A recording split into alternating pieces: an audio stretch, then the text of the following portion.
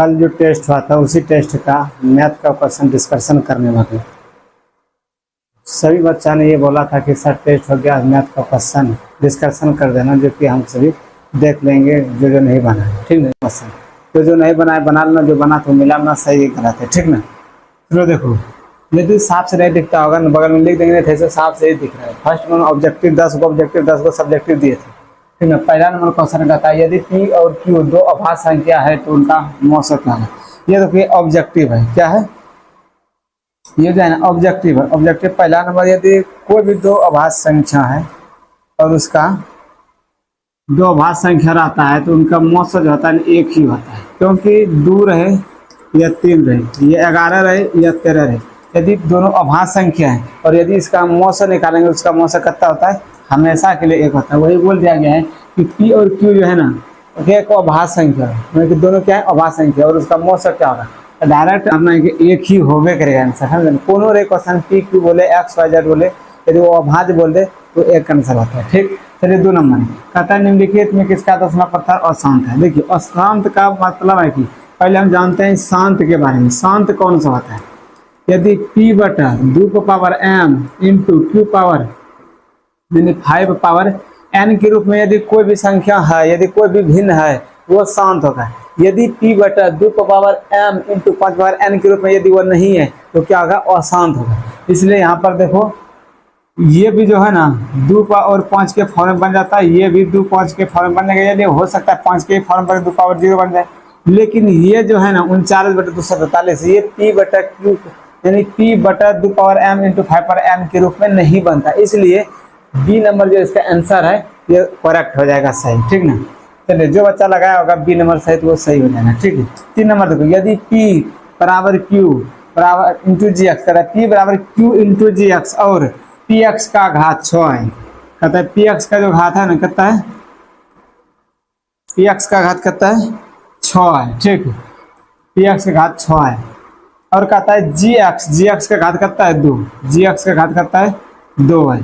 कहता है देखो यहाँ पर px बटा gx यानी px का घात यदि x पावर 6 है। यदि मान लेते हैं कि कुछ अलजेब्रिक फंक्शन है उसी में उसका मान कितना है 6 है, यदि x पावर यहाँ पर 2 है, इसका मान करता है x पावर 6 माइनस 2 बराबर करता है इसका पावर जो जाएगा ना 4 हो जाएगा, यानी कि x पावर 4। इसका घात कितना हो जाएगा, यदि हम भाग दिया जाता है कहता है px बटा gx का घात कितना होगा, यदि 6 में 2 को घटा देते हैं कितना बचता है, मतलब 6 यानी कि 4 हो जाता है।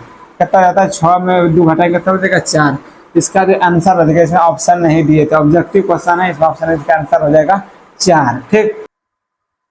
देखिए 4 नंबर सवाल कहता है यदि बहुपद 4x² प्लस 4x प्लस 1 की शून्य अल्फा बीटा हो तो अल्फा पावर -1 और बीटा पावर -1 का मान है। यहाँ पर देखो alpha power -1 plus beta power -1, power यदि -1 है तो 1 बटा अल्फा प्लस 1 बटा बीटा हम लिख सकते हैं, इसको कहीं कोई दिक्कत नहीं। यदि इसको हम हल करते अल्फा इंटू बीटा होता है अल्फा प्लस बीटा, यहाँ पर देखो इस तरह से हो जाएगा बीटा प्लस अल्फा बटा alpha plus beta. Alpha plus beta बोलो या बीटा प्लस अल्फा, एक ही बात शून्यताओं का योग होता है -b बटा a।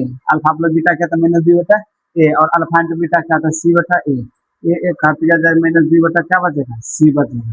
b का मान देखो यहाँ पर कितना है 4 है, b का मान कितना है 4 है, यहाँ पर सूत्र में माइनस है, माइनस लगा दी। c का मान कितना है 1 लगा दी, बराबर कितना क्या -4 आंसर, इसका आंसर -4। 5 नंबर देखो कहता है किस मान के लिए किस मान के लिए kx प्लस 2y बराबर 5 तथा 3x प्लस y बराबर 1 का एक अद्वितीय हल है। तो अद्वितीय हल होने का शर्त यदि ऑब्जेक्टिव बना रहे हो डायरेक्टली लिख देना है कि अद्वितीय हल होने का शर्त क्या है, और द्वितीय हल होने का शर्त बताए a1 बटा a2 बराबर नहीं b1 बटा b2। a1 का मान देखो कितना है, यहाँ पर a1 का मान करता है 3 बटा और b2 मान करता है 3 बराबर नहीं, फिर करता है 2y मैंने कि b1 का मान करता है 2, b1 का मान करता है 2 और b2 का मान करता है 1 बराबर 1 हो जाएगा। यहाँ पर करता है k बराबर नहीं 6 ठीक है। इसका आंसर करता क्या के बराबर नहीं, सो इसका आंसर हो जाएगा। चलो यदि ऑप्शन रहता तो ऑप्शन में लिखा था, ऑप्शन नहीं है तो डायरेक्ट लिखा। देखो 6 नंबर क्वेश्चन कहता है 10 पावर,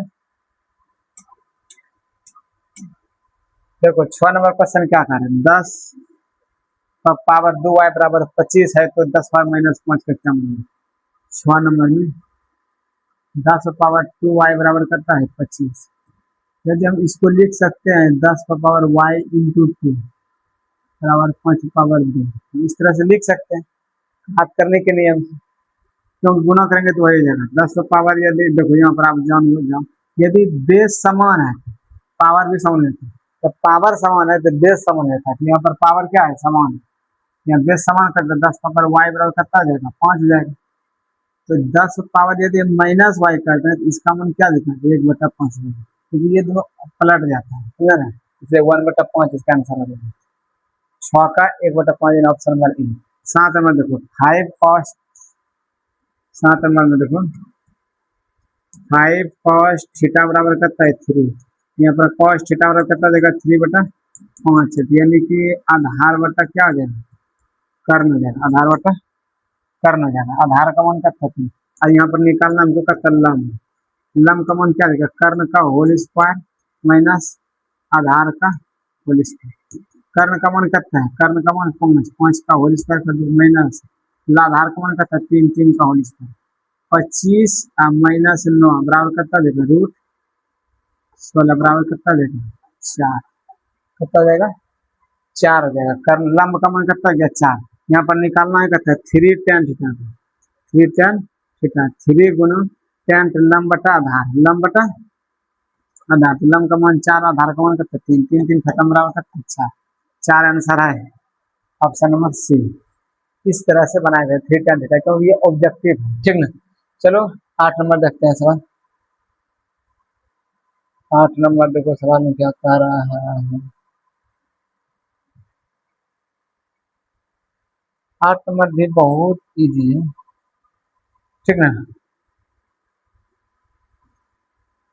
देखो 8 नंबर को solution 2 × 1 minus sine square theta बटा कॉस स्क्वायर थीटा, इस तरह सवाल है। देखो sine square theta plus cos square theta बराबर कितना होता है 1 होता है, तो 1 हम इसको लिख सकते हैं कॉस स्क्वायर थीटा बराबर 1 माइनस साइन स्क्वायर थीटा। तो इसके जगह पर हम किसको लिख दिए कॉस को, यहाँ पर इसी प्रकार लिख दिए, ठीक ना। 2 × कॉस स्क्वायर थीटा बटा कॉस स्क्वायर थीटा, कॉस पर कॉस का खत्म तो बच गया कुछ, जो आंसर हो जाएगा समझ गया, इसका आंसर करता जाएगा 2 हो जाएगा ऑप्शन नंबर सी, ठीक ना। देखो यहाँ पर 9 नंबर करता है 2 cos थीटा बराबर √3, इसको भी डिलीट कर देते हैं। देखो 9 नंबर कहता है 2 cos थीटा बराबर √3, यहाँ पर हम लिख सकते हैं cos थीटा बराबर √3/2। हम ऐसे समझना है कि cos थीटा में √3/2 किसका मान होता है।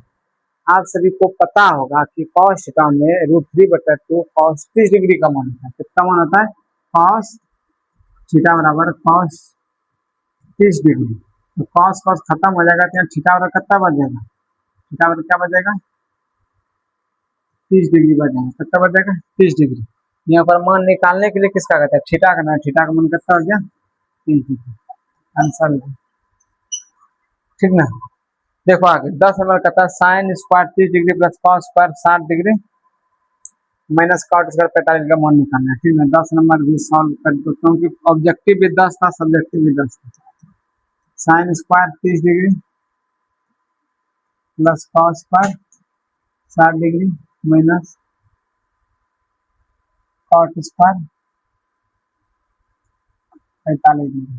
साइन किसका मन करता था 1/2 का होल स्क्वायर प्लस कॉस 60 का मन करता था, इसका भी 1/2 का होल स्क्वायर माइनस कॉट का 45 कौन 1 होता है 1/4 हो गया प्लस 1/4 हो गया माइनस 1 हो गया, 4 4 के लग उत्तर 1 प्लस 1 माइनस 4 हो गया बराबर करता गया माइनस, यहाँ पर 2/4 हो जाएगा, इसको काटेगा तो माइनस 1/2 हो जाएगा, माइनस 1/2 हो जाएगा, ठीक ना।